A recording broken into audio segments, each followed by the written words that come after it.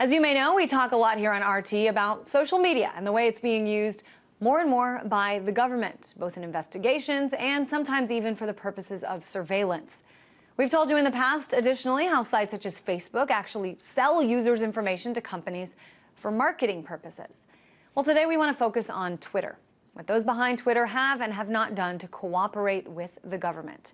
So let's look at one case. There's a user. His or her Twitter handle is Steve Dorkland. Seems to be parroting Steve Auckland, the chief executive of Northcliffe Media, who's already said the spoof tweets are obsessive and offensive.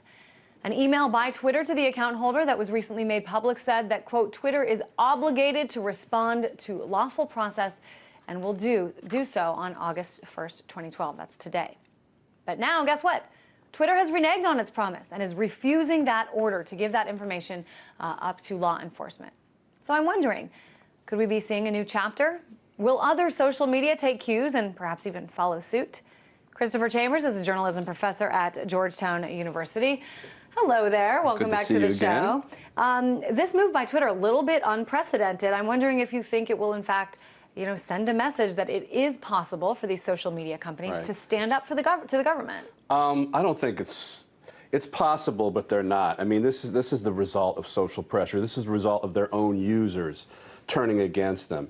And it's really an example of the tension that you see in Twitter and most of these social media giants. They've become the mainstream media outlets that they thought that they were going to supplant and move beyond and evolve beyond. I mean, with Guy Adams and NBC. I mean, Twitter has become NBC. Twitter has become the Daily Mail.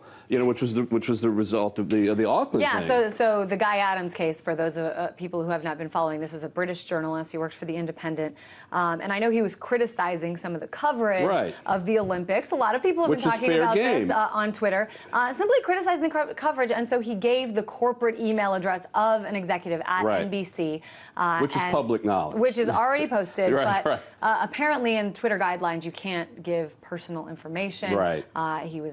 They thought he was violating Twitter rules. They suspended his account and then re-brought it back. I guess the point is here, because we're starting to tread in waters, some murky waters, frankly, of free speech starting to be defined in this use of social media. They've become, in their, if you want to call it evolution, they're trying to monetize themselves. They're trying to make money. They're acting more like traditional media outlets. Well, they're going to have to deal with the same hobgoblins that bedevil all these outlets, from Fox to traditional newspapers.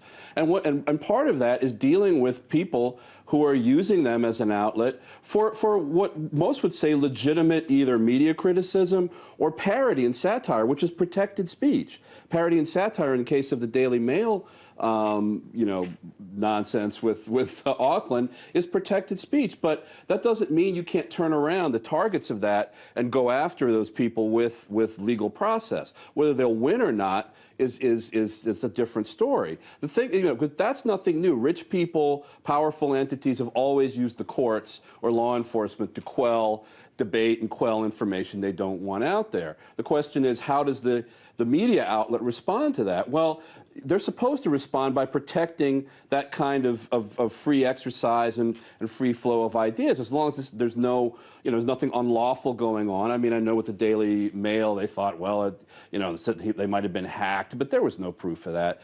But I mean, Twitter does have to respond to lawful subpoenas. The question is, are they going to roll over or fold? And they did that twice and got called on it by their users. And that is the scary part. Yeah, I think another really interesting aspect of all this to me, you use words like protected speech. We know, of course, the First Amendment here in the U.S.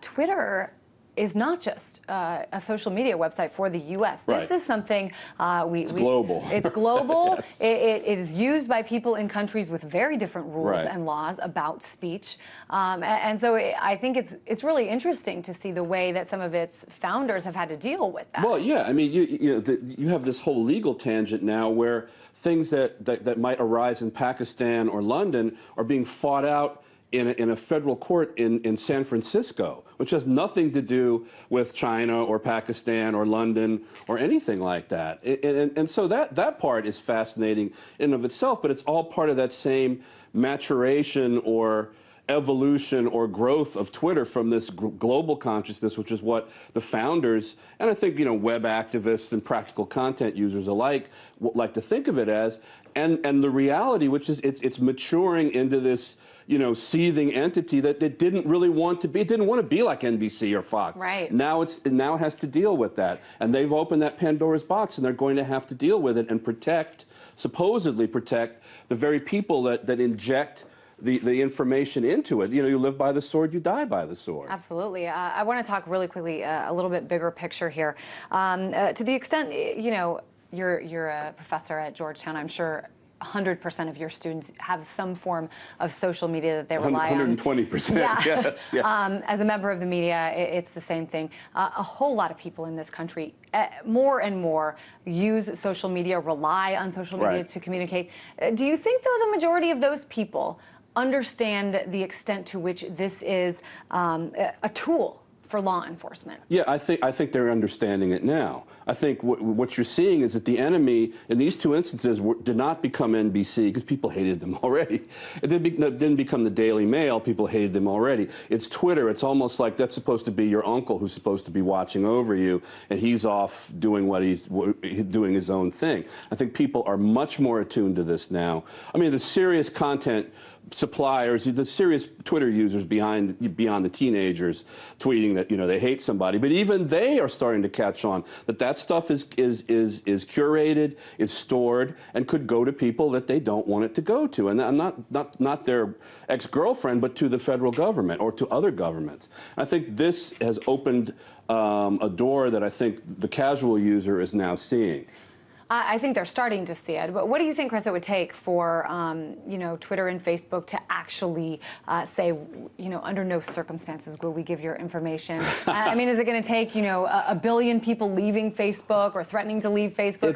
It's going to take that kind of insurgency because they are mature businesses now with evolving business models, and they've had trouble. Obviously, Facebook has, and now Twitter, and they are much more in tune. I mean, the whole thing with Guy Adams was a strategic relationship that Twitter had with NBC. Well, now users are starting to see that, and they're going to be much more distrustful, and it would take a large-scale insurgency. But leaving them, that would be like telling Americans, don't drive anymore. I mean, we might, protest high gas prices, but we're not going to not drive. So they don't have to worry about losing the users. They have to worry about losing the users' trust, and that's much worse for them. Yeah, I think it's a really interesting point that you bring up that I hadn't thought about, just sort of this relationship of Twitter with NBC for Olympics coverage purpose, but the fact that in this case specifically, they notified NBC, right. Whereas most of the other cases, they're notified by the federal government that they want information. Certainly, I think we're going to see some changes in the coming months. Yes, we are. Christopher Chambers, journalism professor at Georgetown University. Always good to have you here. Thank you.